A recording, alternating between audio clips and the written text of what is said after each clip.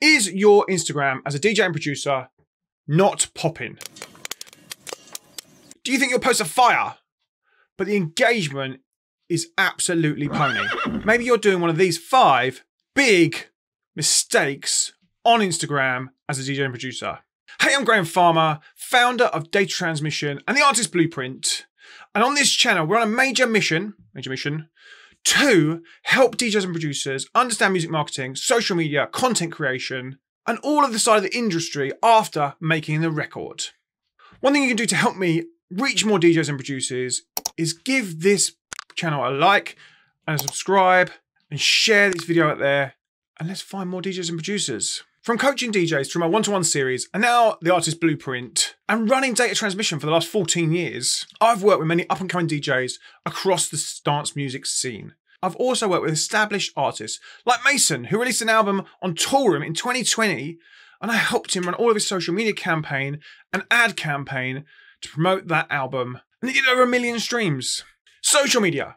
Loads of DJs and producers have a love-hate relationship with it. If you're one of them, comment love or hate in the comments. And the usual thing you see DJs and producers posting on their social media is, it's not how it used to be, or I'm not getting any traction, or my posts don't get any engagement, or the big one is, I'm not using it because I want to let my music do the talking. Well, strap on a pair. It's not going anywhere, and it's the best way to get your music heard. And that was the whole point, right? Social media and social media algorithms means audience and people. And if you want your music heard, you need people to listen to it. And you do that via social media these days.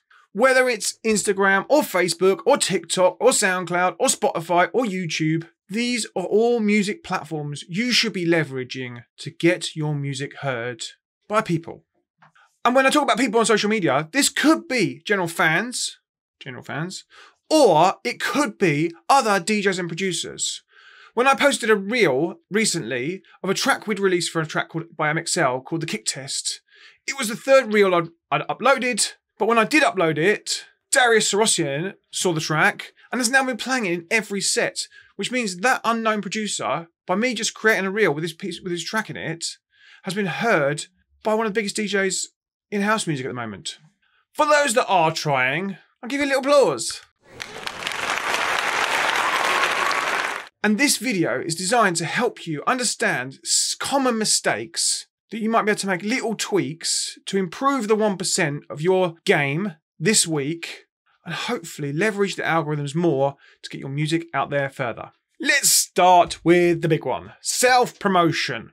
i.e. in a DJ producer world, posting flyers, artworks, podcasts, photos, radio show arts to your feed just as they are. What I can tell you is the feed doesn't react well to flyers. It doesn't react well to the artworks. You have to give it something else to make the feed show them up. There is an exception to this. It's places like Fabric, which the world knows more than just your mum. Those are always going to get traction. Also, like I said, constantly posting radio show arts, podcast arts, Twitch stream arts, they're going to get less algorithmic love and therefore less engagement, which means less people are going to know about your streams, your shows, and your podcasts. Always remember the algorithms like people, and they're based around people. They like showing people more people. So if you are posting an artwork, put a photo first. And this is why it's really good to have a good batch of press photos.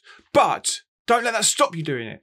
Just take a selfie first and post it. Some of my good friends, they post funny pictures to kind of go around the algorithm. And then on the 2nd and 3rd slides of that carousel album, they'll then post the flyers and the artworks and the set times. But always, always post a photo of you and your face first. Flyers do work on stories though. And they're great there because what you can do is everyone now has the link sticker, which means you can link out directly for sales. You could also throw a little poll on that flyer to get something more engagement. If you put a who's coming, yes, no poll, by then people clicking on the poll, that's going to give that story more reach and more people are going to see that flyer. And essentially, you're going to sell more tickets. The next big one is not showing yourself DJing on social media. I spoke about this in depth recently on my video on how to get more gigs in 2022. You have to constantly remind people, and this time it could be promoters or booking agents, that you are a DJ and you've got skills and you love certain records. There is so much noise. You have to be constantly reminding people, hey, I'm a DJ. And you have to constantly be posting those little videos of you playing records and DJing. If you are live streaming on a platform like Twitch or Mixcloud, make sure you're taking those videos from your live streams and putting them on YouTube as the long form version so people can watch them back. How many times have you rocked up to the after party and it's getting into those late, early morning hours and people are putting on mixes from YouTube? That could be you. General public users and your mates and their mates and their mates, actual people are more likely to use YouTube, and that could be you that's been played. By making these videos, you're essentially showing people what music you're into, what music you love, and what music you play and can be expected to hear if you're in a club. One of the big struggles is finding content between releases. And this is usually why we end up with the flyer dump situation on our social medias. Social media is about building a constant story about you and you as an artist and a DJ and what you're about. I can hear those introvert producers saying, I don't want to share me on social media. I hear you. If you look at my social media, I barely share anything about my family or my friends in my closest circle. So you don't have to either. And if you look at the really big DJs, lots of them won't do it either. But you can build the story of you as the producer. What music you got into when you were growing up. What music started you on this journey. What music inspired you behind certain records. Put that on your social media. If you're into tech, what tech you're using. Program something, make it sound cool. One thing you can do is reuse content from your last gig. And if that was pre-pandemic, that was a long time ago. People will have forgotten it.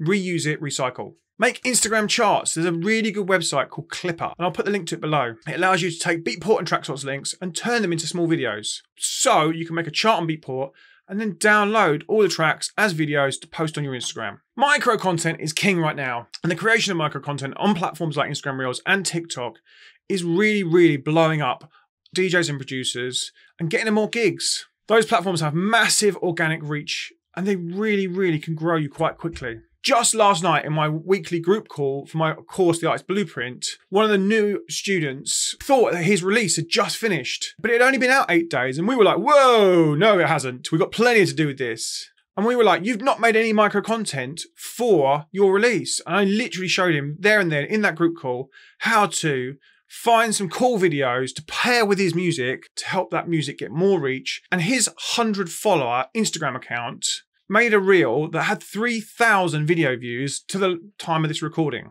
We also showed him a few more times he could do that and how he could do it, and found him the videos, and to create that content schedule for him to really push that reel and really inspire him to create more content. He can also go back through his previous releases and breathe some more life into those, because just because it was out a year ago, that means you can't share it now. If you need more help with social media and creating content for you as a DJ and producer on your releases, jump on a discovery call with me and we'll sit and talk about where you are, where you want to get to, and if you're right for the course. The link is below. Those of you who are live streaming, and if you're doing it on Twitch, drop a little Twitch in the comments. I want to see who the Twitch fam are. Drop your page as well and I'll go and give you a follow. And let's become friends on Twitch. But if you are live streaming, are you chopping up that big piece of live stream content for your other social media? You're essentially making 2 or 3 hours of content and you only need bits of 15 seconds for your other social media. Take some time to chop up the micro content and you'll have tons of posts for the coming weeks.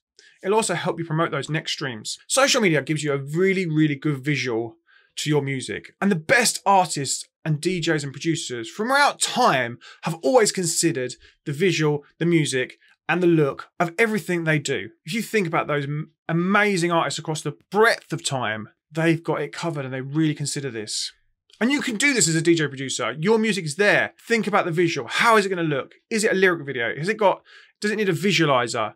Think about how you're going to push that out there, which essentially social media is a visual platforms, and it's going to get your music heard more and more. And finally, as a little extra, I've been saying this kind of through the whole of my points. Social media really like people. And people like people. And one of the biggest things from my social media audits that I do on Twitch, where I look through people's social medias and DJ producers' social media accounts to see where they're going wrong, is usually it's them not showing their face on their social media. So therefore people aren't engaging with that person enough, and the algorithm is not showing that person to more people enough. So always make sure your face, go to your Instagram now, have a scroll. When was the last time your face was on there? If it was ages and ages and ages ago, rectify that one first and foremost. If you look at the biggest artists on social media, they are doing exactly that. They're posting themselves. There are a lot of twats in this world, and if you do get a negative commented, just simply block it and carry on. Don't let that affect you posting more of yourself. The aim is always to build a fan base around your music, but you are the center of that music these days. So build that fan base and show the people of the world. Are you making any of those mistakes? Do you need help with your social media? Well, I've made a free training to help you as a DJ and producer with your social media, Spotify, and promoting your music to the next level. All you need to do is click on the link below, sign up, and you'll get a link to the free training. If you got some value from this, consider hitting that like button. It really helps me with the YouTube algorithm. Also, let me know in the comments what your biggest takeaway from this was, and if you're going to start doing this. YouTube is now going to recommend you another video from me to help you on your growth pattern for music marketing. And I will see you in the next video or Twitch stream. I'll see you soon. Bye.